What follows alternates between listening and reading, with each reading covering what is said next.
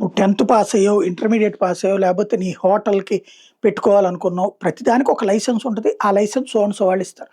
హలాల్ certification ఎవరిస్తున్నారు? కేంద్ర ప్రభుత్వం ఇస్తోందా? లేదు. ప్రభుత్వమే పని సర్టిఫికేట్ ఎట్టా చెల్లుతోంది?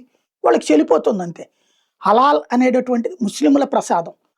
ఒక జంతువుని చంపేటప్పుడు ఏ దిక్కులో ఉంచాలి? ఎంత ప్రాణంతో ఉంచాలి? ఎలా చంపాలి? ఎలా ఆహారాన్ని?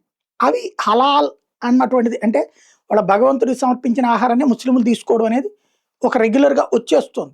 ఇది లేకపోతే హలాల్ సర్టిఫికేషన్ లేకపోతే వదిలేస్తున్న సందర్భాలున్నాయి. జపాన్‌లో హలాల్ సర్టిఫికేషన్‌ని వ్యతిరేకించారు, నిషేధించారు. ఇప్పుడు ముస్లింలు అక్కడ అదే రైట్ చేస్తున్నారు. జపాన్‌లో హలాల్ సర్టిఫికేషన్ ఉండాలి, ఒప్పుకోవాలి. మా దేశం మీకెందుకు హలాల్ సర్టిఫికేషన్ ఇస్తది? లేదా ఎవడో హలాల్ సర్టిఫికేషన్ వాళ్ళ కోసం ఈ దేశ ప్రజల సొమ్ము ఎందుకివ్వాలి? మేము కుదరదంటోంది. ఇప్పుడు కొంతమంది ఇన్‌ఫ్లుయెన్సర్‌లు అక్కడ ప్రొజెక్ట్ చేస్తున్నారు. విదేశాల నుంచి అక్కడికెళ్ళి ఇక్కడ హలాల్ ఫుడ్ దొరక్కపోవడం జపాన్ దౌర్భాగ్యం అని. దానికి అక్కడున్న నెటిజన్సే స్పందిస్తున్నారు. అట్లయితే నీకు హలాల్ ఫుడ్ దొరికే దేశానికి వెళ్ళిపోండి మీరు అని జెప్పేసేసి.